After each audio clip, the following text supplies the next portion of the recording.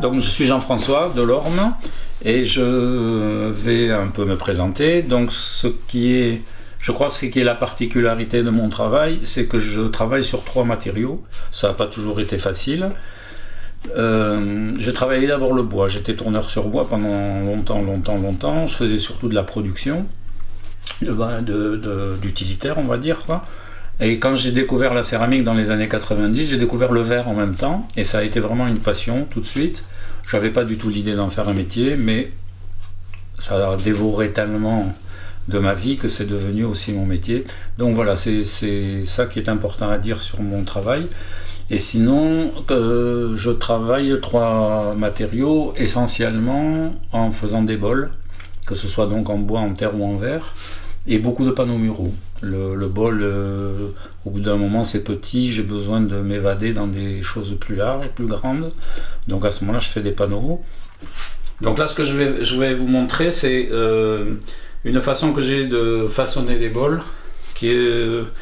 En fait, je me suis inspiré d'une carte postale que j'avais reçue du Maroc, où on voyait quelqu'un qui travaillait sur une forme comme ça, et avec une batte et sur une tournette.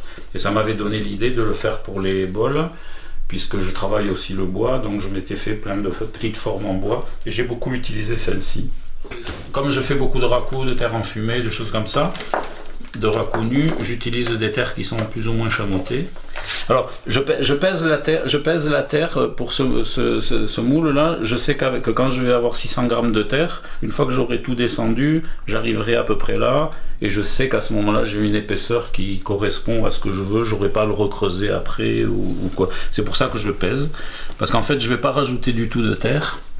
Et je ne vais pas en enlever non plus, c'est-à-dire que je m'arrange pour que la lèvre soit régulière, et je vais pouvoir sortir un pied aussi dans la masse. Donc je commence par faire une galette. C'est important qu'elle soit régulière en épaisseur et qu'elle soit le plus ronde possible. Ça va permettre d'avoir après un travail plus régulier tout de suite.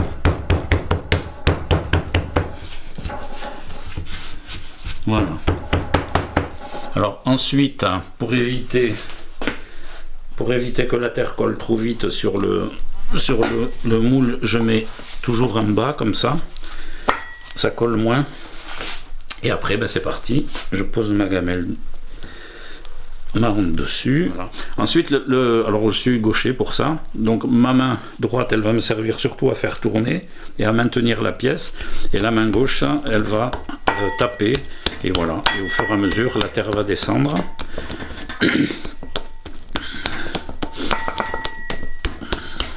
Si après je sais qu'après je vais vouloir sortir un pied dans la masse, je vais garder de l'épaisseur là ici. Si c'est un bol qui va être sans pied, comme ça je peux en descendre beaucoup plus. Là on va garder le pied pour montrer. Et là tout va venir de la régularité du geste. C'est-à-dire si je commence à taper à un endroit et avec une certaine force, je vais faire tout le tour au maximum avec. Voilà, et puis je descends la terre au fur et à mesure. C'est la régularité qui est difficile.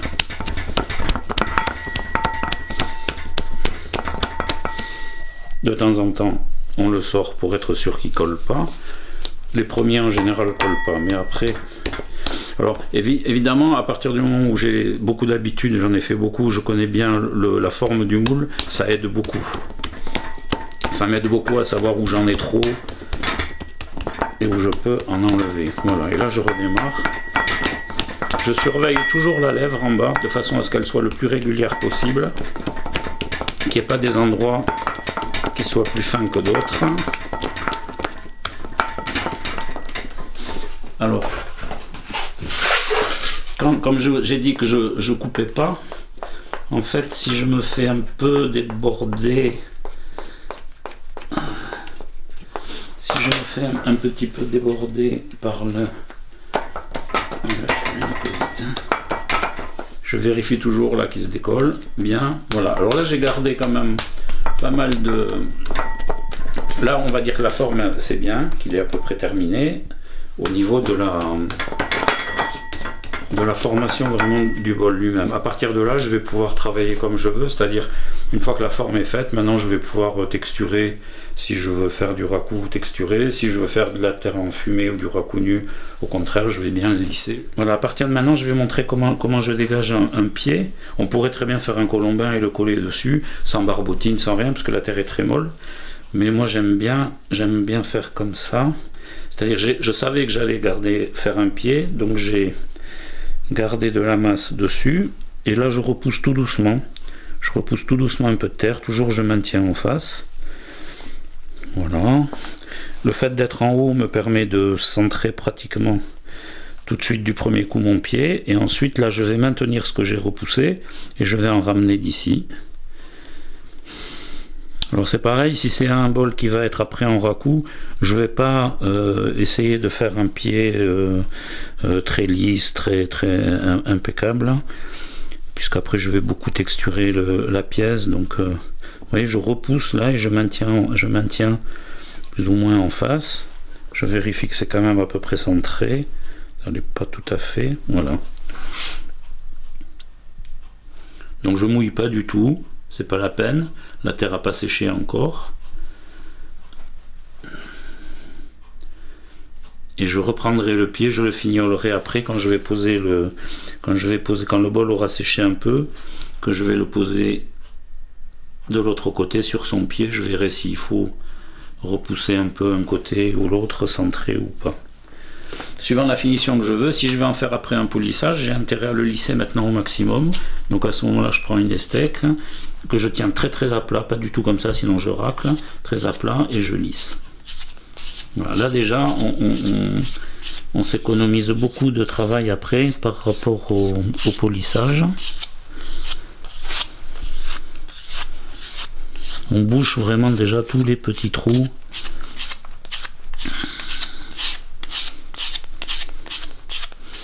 Bon, là c'est quand même de la terre qui a de la petite chamotte, donc c'est assez facile elle est assez facile à lisser. Ça c'est si vraiment j'ai l'idée ensuite de le polir pour faire des terres enfumées.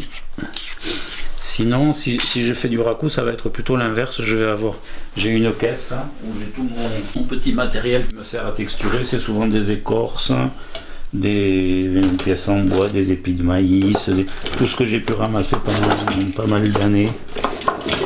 Ça c'était un bois d'une palette. Bon, j'affectionne particulièrement le liège. Je peux appliquer directement parce qu'en fait j'ai de l'autre côté la forme qui fait que je vais pas déformer trop le bol non plus. C'est vrai qu'en raku, moi j'ai beaucoup de mal à faire avec des pièces qui sont très lisses. En général, j'aime bien quand même quand elles sont très texturées. Donc à partir de là, eh ben, on va le laisser. Je le sors, je le mets comme ça, et je ne vais plus y toucher d'un moment. Je reprendrai la lèvre, hein, et puis la forme vraiment bien ronde ou au contraire un peu déformée si je veux, et reprendre le pied après en le retournant. Alors j'avais fait un bol déjà qui doit avoir séché suffisamment, voilà. Donc c'est la même chose que j'ai fait, il n'est pas assez sec encore. Il n'est pas assez sec encore, mais on va faire quand même. Voilà, et là déjà je vais regarder si le haut est quand même bien droit. Si j'ai pas besoin de retravailler le pied. Non, là, il est à peu près plan, donc ça va. Donc maintenant ce que je vais faire, c'est uniquement m'occuper de la lèvre, de finir la lèvre. En général, je l'aime quand même qu'elle soit arrondie. L'idée, c'est quand même de boire dedans. Toujours maintenir la forme. Voilà, et arrondir.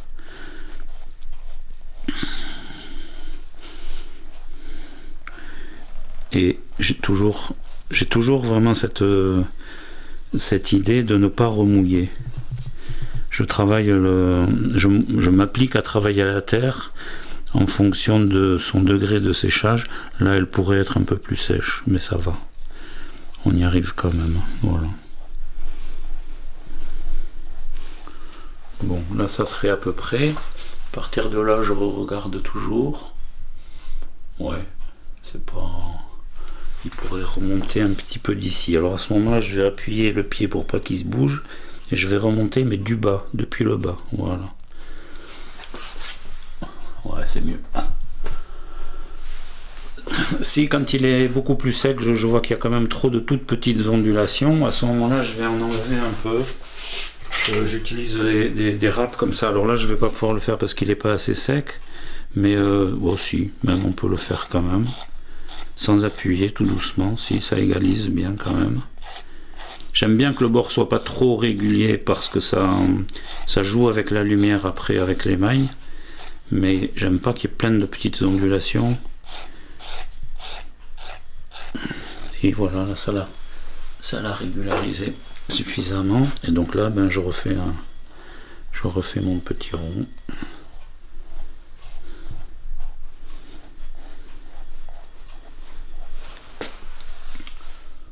Voilà, ben là, ça va. Oui. Voilà, pour moi là, il est fini. Il est pas texturé.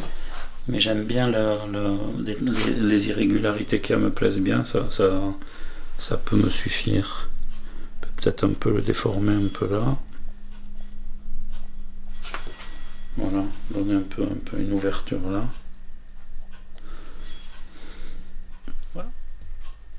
Voilà.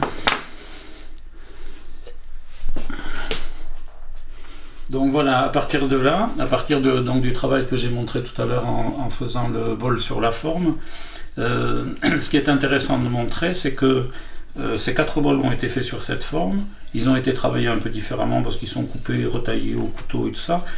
Mais je pense que ce qui est important à montrer, c'est qu'à partir de la même forme, de la même base de travail, en fait, on peut arriver à avoir des bols qui ont... chacun une personnalité très marquée, chacun sa forme, chacun sa personnalité, voilà. Et en fait, c'est là que mon plaisir, quoi. C'est ça que j'aime.